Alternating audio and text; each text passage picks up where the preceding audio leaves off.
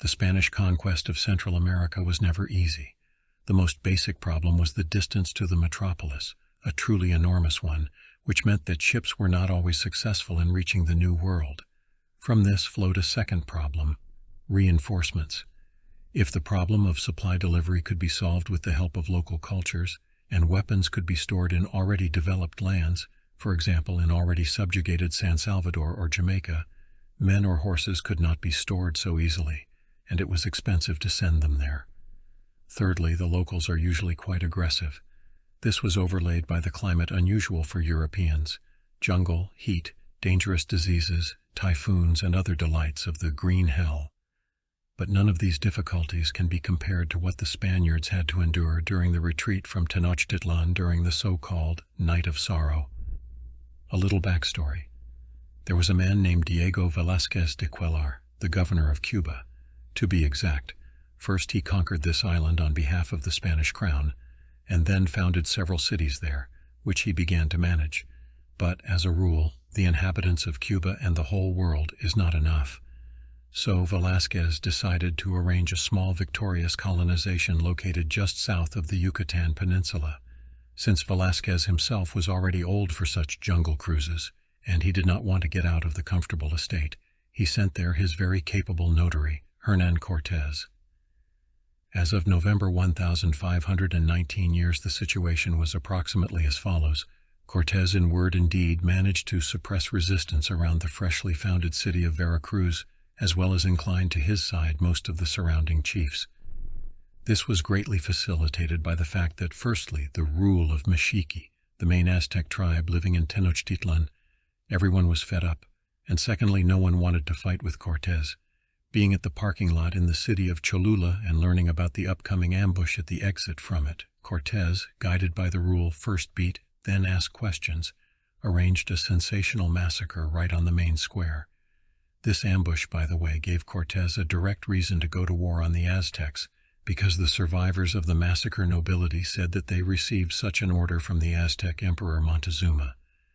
Having sent a messenger to him with a message in the spirit of "hang yourself," the 1st of November he leaves the devastated Cholula, and already on the 8th day reaches Tenochtitlan. On the side of the Spaniards, in addition to cavalry, armor, and gunpowder, was half of the tribes subordinate to Mexique. Montezuma was well aware that the prospects for him extremely unhappy, so did not offer even symbolic resistance, and simply surrendered.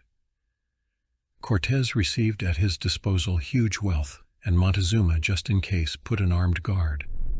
A few months later, Diego Velázquez remembers that he has a very talented protege who for some reason persistently ignores him. So he's what? That's right, a traitor against God, the crown, and Velázquez himself. In addition, he has recently been granted the title of governor for life not only of Cuba, but also of Yucatan. Cortez's soldiers wrote to the King of Spain that Velázquez could be governor of Cuba for life as many times as he wanted, but they asked him, and Cortez, to give them the right to Yucatan. Velázquez's fears were not in vain, and he orders the outfitting of a very considerable detachment, to which he sets the task of bringing Cortez to trial, dead or alive. Cortez, on hearing of this, was naturally displeased, and went to confront him. Pedro de Alvarado was left in command of the garrison.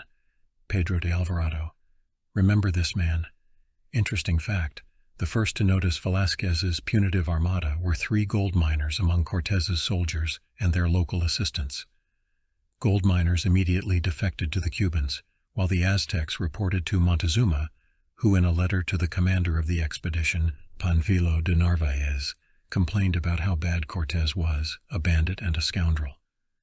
When suddenly cheerful Montezuma was cornered, he replied that he had just learned about the armada and thought that Cortez knew about it. Cortez at first rejoiced at the news of reinforcements, but then it came to him that the armada could only be from Cuba. Therefore, it was directed against him. It is also worth noting the incredible small number of Cortez's detachments. Thus, the garrison of Veracruz amounted to 70 men, mostly sick, weak, and old. The garrison that remained in Tenochtitlan amounted to 80 men, and 266 men went to meet Narvaez. By comparison, the punitive detachment from Cuba numbered 1,400 men. After long enough negotiations as well as a small skirmish during which Panfilo de Narvaez's spear knocked out an eye, almost the entire expedition went to the side of Cortez, not least because he simply bought them, taking advantage of the gold reserve of Montezuma. However, another problem arose. The Veracruz garrison began to resent that they had been left out during the division of this very Montezuma's gold. Cortez went to prove to them that no one had forgotten them, and their share of the gold lay waiting for their time. In the city, for unknown reasons, he stayed until mid-June. After that, he began to receive various interesting letters. First came a messenger from the remaining garrison at Tenochtitlan. Alvarado complained that almost immediately after the departure of Cortez, the Mexique besieged the fortress where the Spaniards were and killed 6 of them, that they were under siege for the 2nd month, and that they had already exhausted most of their very meager supplies, that they were still alive only because Montezuma was holding back the crowd. But it was unknown how long he would be able to do so. Then a second messenger came running, but from the Aztecs. It turned out that during the feast of the god Huitzilopochtli, the patron of Tenochtitlan, Alvarado's soldiers organized a massacre, killing and maiming many noble people, which is all the more strange, since earlier Alvarado had authorized the feast. Only after that the inhabitants of the city took up arms and killed 6 Spaniards in self-defense. At the end of June, Cortez, at the head of a noticeably increased detachment of 4,500 people, returned to the city. There was more and more evidence that Alvarado was to blame for what had happened. He justified himself by saying that he had struck preemptively. Cortez, for his part, told the garrison commander that he had ruined everything that had been achieved with such hard work. He never got supplies. The Aztecs were still besieging the Spaniards, and there were 50 times as many of them. Besides, it turned out that they had dismantled the bridges on the causeways. Here it is worth making a small remark about what Tenochtitlan looked like.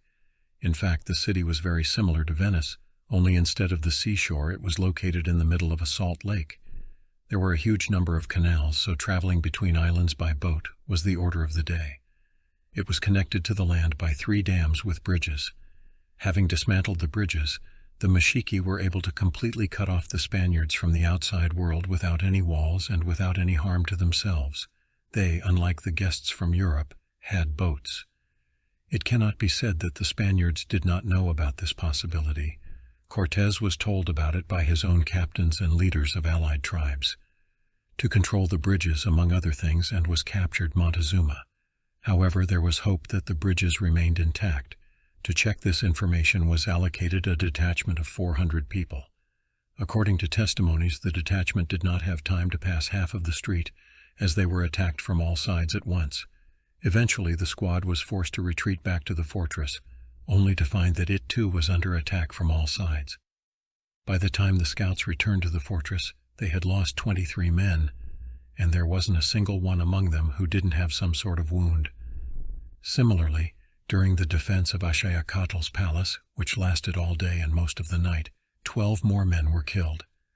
And I will remind you that the Aztecs had stone, flint or obsidian spearheads, which have the unpleasant property of crumbling in the wound. The next day Cortez decided to make another attempt to break through, but with a larger force than before. Everyone usually describes this sortie with the words terrible massacre. It cost the Spaniards 10 dead and many seriously wounded. It was clear that they were not going anywhere. Then Cortez decided to strike a moral blow, to capture one of the 2 main Aztec temples in the city, the Pyramid of Huitzilopochtli. For this purpose, 4 siege towers were built, from which the surrounding houses were shelled, and from the ground they were supported by infantry. The fortress was constantly attacked in several places at the same time, and the Mexique never ceased to shout that they would sacrifice all the Spaniards, giving their hearts and blood to their gods, and take their feet and hands for festive feasts. When at last the towers were ready, Cortez personally led the attack. During an incredibly tense battle, the towers made their way to the temple, after which the Spaniards and the Tlaxcal Indians allied with them began a bloody assault on the pyramidal shrine. Soldiers with arquebuses went in front, rising very slowly, firing on command.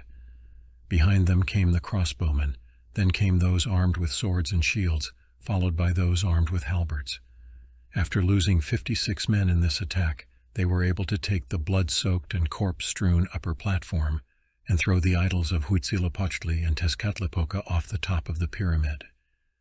The problem was that the towers were in very poor condition, and the Spaniards had to break back without any support. Under the cover of night, Cortez managed to reach the palace of Axayacatl, setting a few fires to distract attention and prevent the besiegers from breaking through the gap in the wall. The raid itself did not yield the expected results. The capture of the temple not only did not cool the fervor of the Mexique, but on the contrary, the abuse of idols only inflamed them. It became clear that it was necessary to leave the city.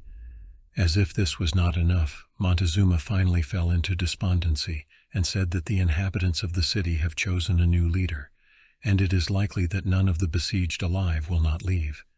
Shortly thereafter, he was hit on the head with a stone and died 3 days later. Some say he was stabbed to death by the Spaniards themselves, but those involved in the siege say he was too useful to be disposed of like that, as they repeatedly convinced Cortez. Anyway, there was no one left to hold back the crowd. On the night of the 1st of July, it was decided to break through, no matter what. Before that, Cortez organized a distribution of gold to his soldiers, allowing them to take as much as they could carry. Before that, of course, separating the royal share, which was made an appropriate act. When the royal gold was loaded, the Spaniards and their allies prepared to march toward Tlapocan. It was night. There was drizzle and a slight fog. The problem with the destroyed bridges was solved quite elegantly by building their own portable bridge. Cortez marched in the middle of the formation, and the rear guard was led by the unlucky Pedro de Alvarado. The 3 destroyed spans were successfully crossed, but while crossing the 4th and final span, the Spaniards were spotted, and a massacre ensued. Apart from the fact that it was at night, it went something like this. The Aztecs trapped the Spaniards on a narrow causeway where they had no cover except their own shields. Gunpowder was running low. Crossbow bows' bowstrings were damp from rain and moisture. Bolts were also running low. The lake was crowded with boats carrying Mexique warriors. There was nowhere to retreat. Captivity, sacrifice. The only option was to go forward. But that opportunity was soon lost when the makeshift bridge overturned and could not be recaptured from the Aztecs. At least a third of Cortez's troops remained on the other side of the river. Those who tried to swim across the channel either fell victim to Aztec spears or drowned under the weight of looted gold. Cries of, "Help, I'm drowning," or "Help, I'm being grabbed, I am being killed." The cavalry were getting stuck in the infantry and dying on spears taken from the Spaniards. At the same time, Cortez himself and those who managed to cross the bridge were rushing forward, driven not by any common tactics, but by the simple desire to survive. They soon took up defenses in a few buildings near Tlacopan, a suburb of Tenochtitlan. When Cortez reached Tlacopan and looked at the remnants of his army, he, according to Francisco López de Gomara, could not stand it and wept. The surviving captains began to demand that he return with his troop and help those left on the other side of the bridge. He reluctantly agreed. The search met with some success. The party found 4 surviving Spaniards and 8 Tlaxcal Indians, as well as the rearguard commander, Alvarado, wounded in the leg. According to them, they literally crossed the canal over the corpses that filled it. No one else on the other side could be found. There is a beautiful legend about how Alvarado was actually saved. Before going to deal with the punitive detachment from Cuba, Cortez saw that the spears of the Chinantla people have an advantage over the Spanish in length. Of course, the conquistador decided to turn this in his favor and armed his soldiers with such spears, changing the flint tips to metal. It was thanks to these spears that Cortez defeated Narvaez's troops in that single skirmish, and it was such a spear that saved the life of the commander of the Tenochtitlan garrison. Being wounded in the leg, and apparently not being able to move quickly over the bodies in the water, he simply jumped across the channel, using the long spear as a pole. The credibility of this jump is in question, but the story itself became firmly embedded in the mythology of the conquistadors. That bridge, formerly known as the Toltec Bridge, became known as the Alvarado Bridge. But back to the remnants of the Spanish troops. All the survivors were wounded, only a few horses were saved, there were no cannons, and there was no gunpowder left at all. Moreover, no one knew how the previously friendly Tlaxcala would treat the defeated, whose warriors also wandered to the rescue together with the Spaniards. Cortez himself claims that he lost 150 men Spaniards and 2,000 Tlaxcal. However, in enumerating the losses, Bernal Diaz mentions a large number of dead captains, so it is likely that the Spaniards lost many more than 150. One thing is clear: if this battle had been fought during the day, no one would have survived it. Another interesting thing is that while Cortez wrote to Spain that the king's share was drowned, the same Diaz says it was saved. If so, the captured gold must have gone very quickly as payment for subsistence. It is unlikely that the conquistadors thought of its real value. The survivors called these events simply La Noche Triste, the night of sorrow. Subsequently, this wounded, starving, and thirsty column would miraculously defeat the Mexican forces at Otumba and reach friendly Tlaxcala. In the next campaign against the Aztecs, we'll put forward 17 horsemen, 6 crossbowmen, and 420 soldiers, all that remained of the 1,500 army of conquistadors. Cortez will still return to Tenochtitlan and will take full revenge for all the misfortunes caused to him, literally leaving no stone unturned from the city and building a new one in its place, Mexico City. But that's another story.